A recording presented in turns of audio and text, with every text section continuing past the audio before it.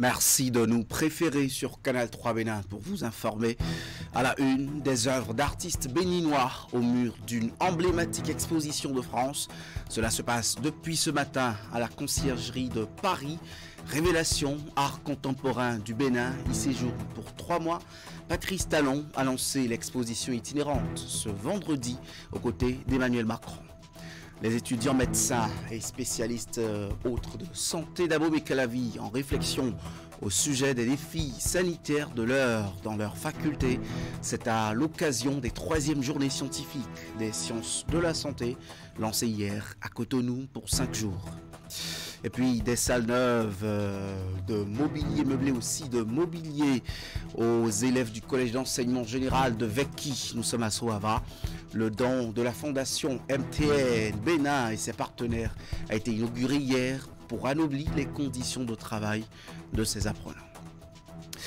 Patrice Talon et son homologue français Emmanuel Macron ont inauguré l'exposition itinérante d'art contemporain du Bénin à la conciergerie de Paris. Le Centre des Monuments Nationaux accueille de ce 4 octobre 2024 et ce jusqu'au 5 janvier 2025 dans la capitale française cette exposition itinérante dénommée Révélation art contemporain du Bénin. Les chefs d'État béninois et français ont découvert dans les murs de ce haut lieu de l'histoire française une centaine d'œuvres illustrant toute la richesse et la vitalité de la scène artistique béninoise et de sa diaspora. Les détails de cette soirée inaugurale dans ce récit avec Maël Roubelou. C'est un rendez-vous artistique qui réunit Patrice Talon et Emmanuel Macron. L'exposition itinérante Révélation art contemporain du Bénin, un événement qui révèle le talent artistique et créatif d'une quarantaine d'artistes à travers une centaine d'œuvres exposées. Cette exposition met en relief l'histoire millénaire du Bénin associée à son expression artistique contemporaine. Les artistes exposés ont puisé leur inspiration des racines profondes de l'ancien royaume de Dahomey qu'ils proposent à travers divers médiums, peinture, sculpture, photographie, installation, vidéo et performance. L'originalité et la diversité des formes exposées font de l'exposition une véritable immersion dans la dynamique créative du Bénin. Patrice Talon et Emmanuel Macron ont parcouru avec admiration les différentes œuvres aux côtés d'une forte délégation composée d'acteurs culturels venus de divers horizons.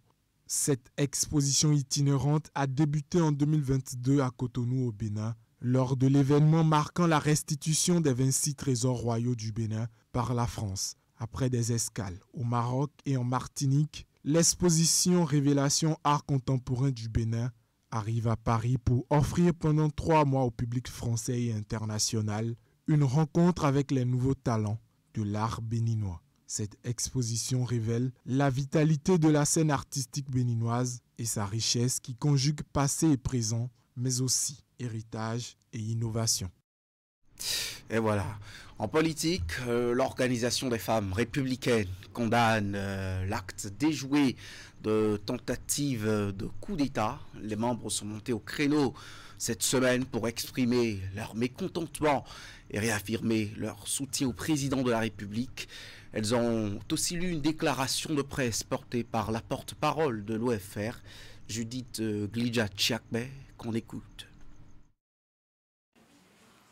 Au lendemain de la session du Bureau exécutif national du Parti Bloc républicain pour exprimer sa position en rapport à l'actualité nationale, marquée par les révélations du procureur spécial près la Cour de répression des infractions économiques et du terrorisme, CRIET, relative à la tentative d'un coup d'État et la comparution des mises en cause, l'Organisation des femmes républicaines, OFR, tient à exprimer de vive voix sa profonde indignation et à condamner avec fermeté les agissements tendant à la déstabilisation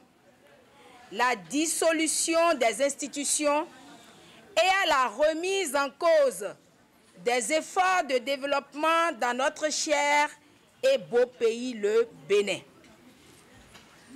Monsieur le Président de la République, sachez que nous, femmes républicaines, sommes à vos côtés et aux côtés du peuple béninois.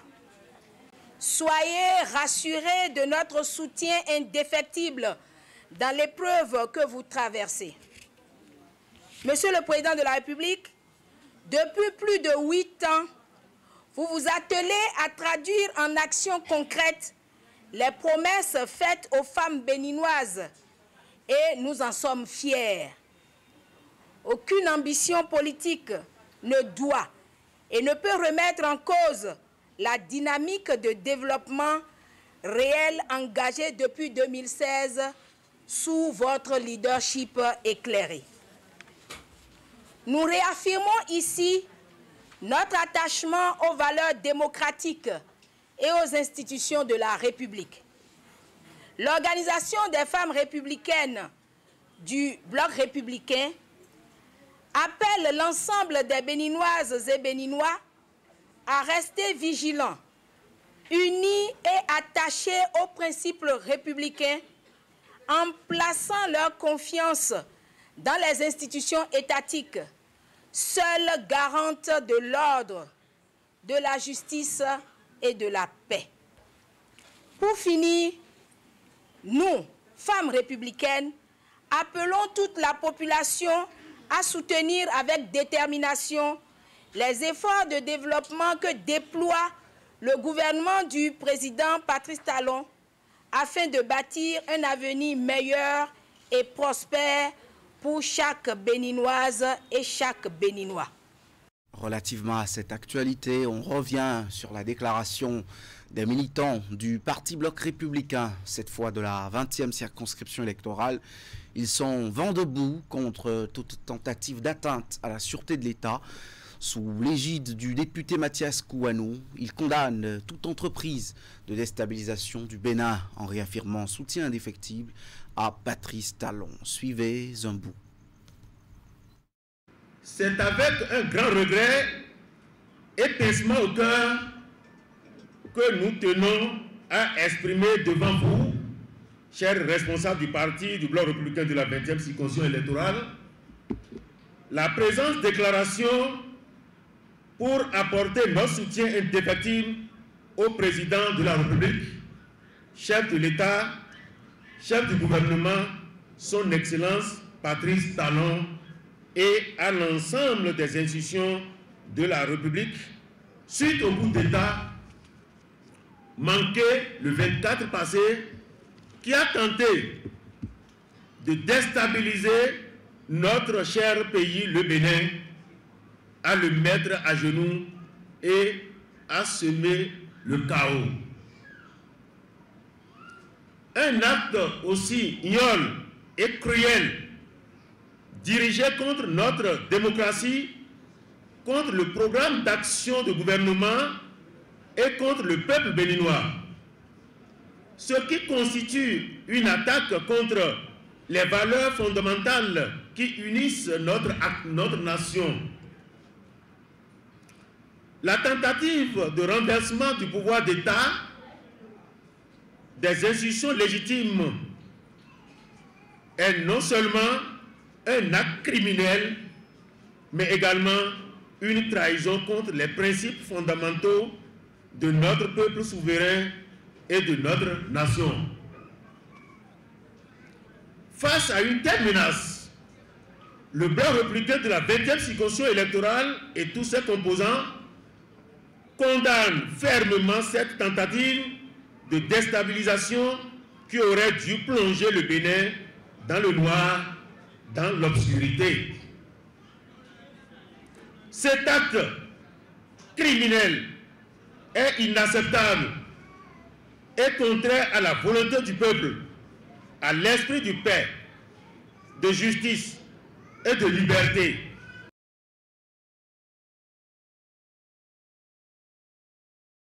Dans l'actualité des institutions de la République, l'écrivain et homme des médias Tiburce Adagbe a rencontré le président de la Haute Autorité de l'audiovisuel et de la communication cette semaine.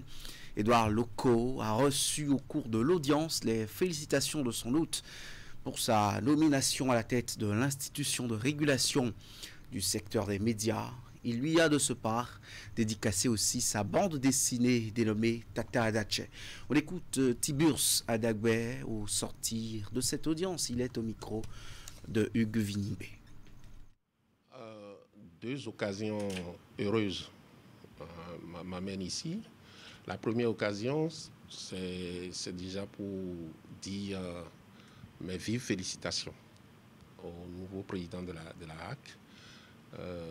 Ceux qui savent de quoi je parle peut-être, parce que le président Édouard Locaux, c'est non seulement un grand frère pour moi, mais c'est aussi un tuteur pour moi dans le métier.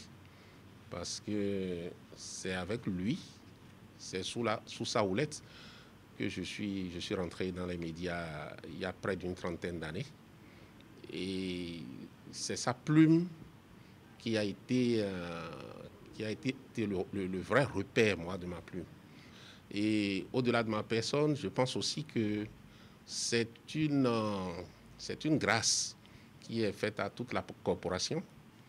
Et je sais que nous savons aider les nôtres qui ont reçu des mandats ou qui ont des défis à relever. Donc du coup, je me dis que les défis qui sont à relever par le nouveau président, M. Édouard Locaux, sont des défis de nous tous, hommes des médias. Alors, la seconde occasion heureuse, c'est la dédicace de ma BD, de ma bande dessinée sur l'Amazon Tata Adache, et dont je suis en train de faire la promotion depuis quelques semaines. Je ne vous apprends rien du tout en vous disant que le président Édouard Locaux est aussi écrivain. Et donc, voilà des choses que nous partageons ensemble. Il a écrit déjà plusieurs livres.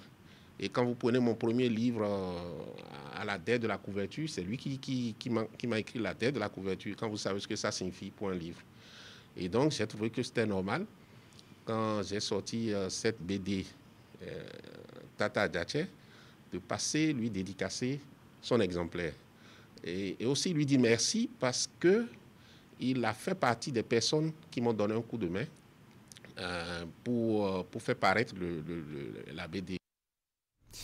La ministre des Affaires sociales et de la microfinance a procédé hier au lancement officiel des 3e journées scientifiques des sciences de la santé.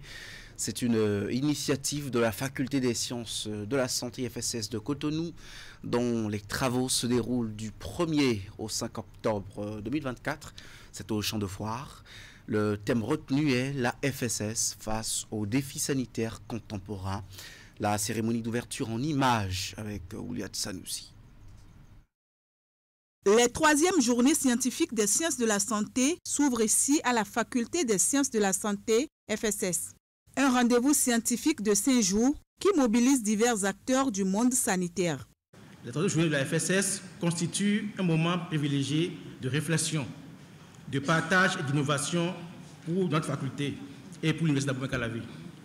Le thème de cette édition, la FSS face aux défis sanitaires contemporains, reflète non seulement les préoccupations actuelles de notre faculté, mais également celles de notre pays et de la communauté internationale.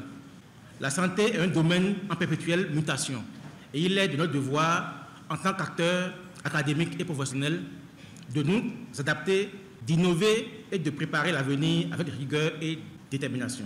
Ces journées sont une illustration éloquente de notre engagement à contribuer au développement des solutions innovantes face aux défis sanitaires contemporains.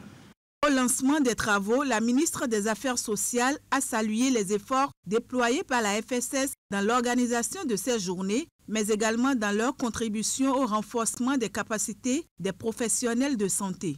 Au-delà du thème, la FSS face aux défis sanitaires contemporains, 4 sous-thèmes seront abordés au cours des assises. Les maladies à potentiel épidémique, la collaboration interdisciplinaire, le rôle des pharmaciens dans la promotion de la santé et la qualité de la nutrition. Ces défis sanitaires, ou du moins la riposte à ces défis sanitaires, exigent de nous un appel à la pluridisciplinarité pour mieux les cerner et les lever.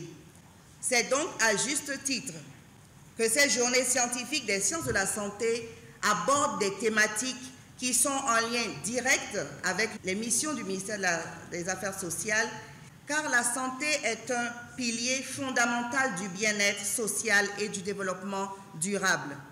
Plusieurs activités sont prévues dans le cadre de ces journées scientifiques, entre autres des consultations médicales foraines gratuites au centre de santé de Lokpodji à Soava, des conférences grand public, des campagnes de dépistage gratuit de l'hypertension artérielle, du diabète, de la drépanocytose et autres maladies.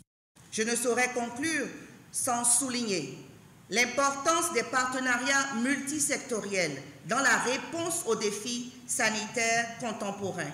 Le gouvernement du président Patrice Talon est résolument engagé à soutenir ces collaborations pour assurer une prise en charge globale des problématiques de santé dans notre pays.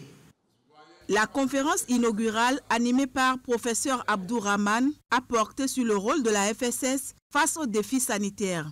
Tout en leur souhaitant d'excellentes réflexions durant ces journées, Véronique Toyifodé encourage les congressistes à participer activement aux discussions. Et ce, pour faire avancer leur compréhension commune des enjeux sanitaires et trouver des solutions adaptées au contexte béninois.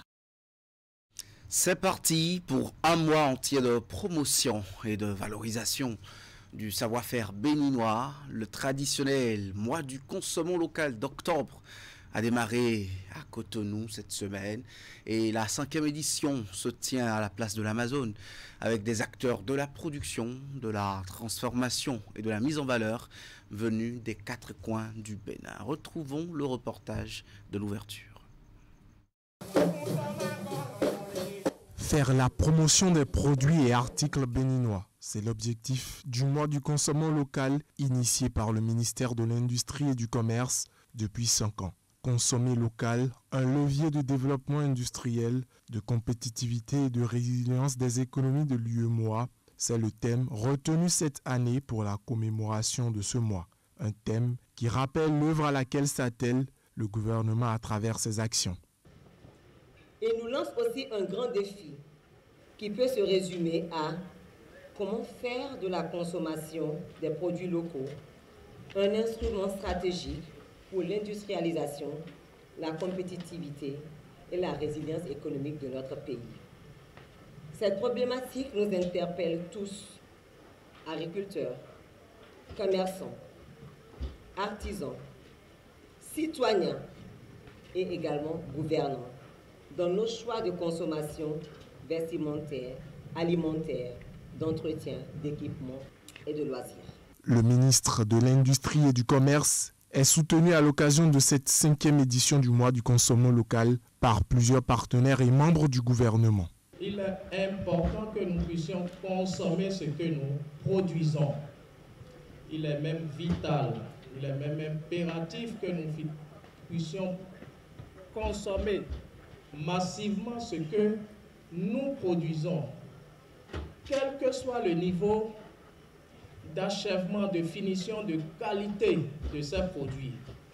En tout cas, en ce qui concerne mon département ministériel, nous pouvons, Madame la ministre de l'Industrie et du Commerce, vous promettre que nous serons toujours à vos côtés, toujours disponibles pour soutenir les actions relatives au consommant local au Bénin. La Suisse est active au Bénin dans plusieurs domaines, dont le développement économique rural et local. Nous soutenons via nos programmes le secteur de l'agriculture et de l'artisanat. C'est pour cette raison, Madame la ministre, que nous vous soutenons financièrement et techniquement, non seulement pour cette édition, mais aussi pour les prochaines éditions du mois de consommant local. La cérémonie de lancement a pris fin sur l'esplanade de l'Amazone par une visite des stands installés. La foire va durer tout le mois d'octobre, mois consacré au consommant local. Pendant ce temps, les élèves du collège d'enseignement général de Veki dans la commune de Soava, peuvent désormais étudier dans de bonnes conditions. Ils bénéficient d'un module de 3 classes équipées. C'est un don de format de la Fondation MTN Bénin avec le soutien de ses partenaires. L'infrastructure a été inaugurée hier en présence des responsables de la Fondation et du maire de la commune. Suivons ce dernier reportage de ce journal. C'est sans doute la plus belle manière de démarrer l'année scolaire au collège d'enseignement général de Veki.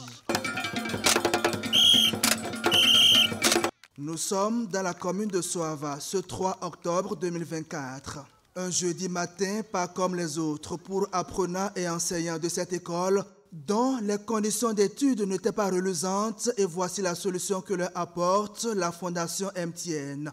Un module de 3 salles de classe entièrement meublées. Au ciseau pour la coupe de ruban, le maire et son équipe ainsi que les responsables de la Fondation MTN.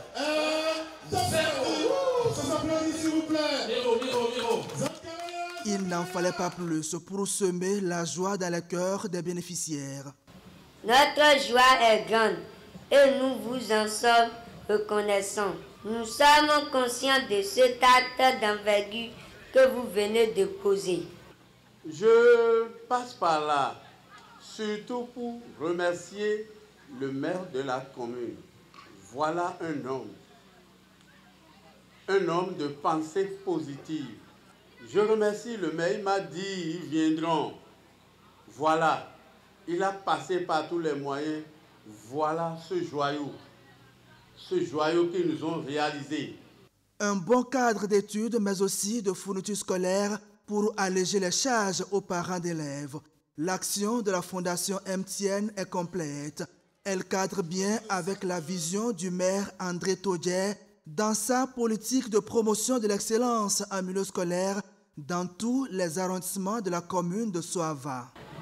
En investissant dans l'éducation, nous préparons non seulement les personnes pour l'avenir, mais nous contribuons également au développement durable de nos communautés.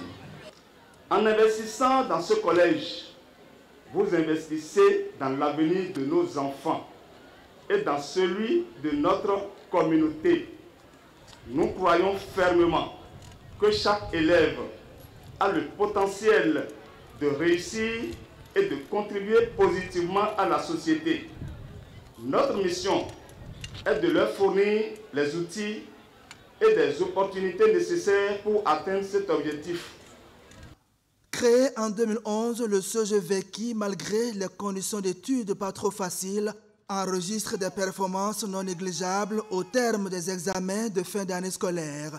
L'érection de ce bloc jaune-noir réjouit toute la communauté et c'est à juste titre que le maire délivre un certificat de reconnaissance à la directrice de MTN Bénin. Par la remise de ce collier, elle est faite désormais princesse de la cité lacustre de Soava.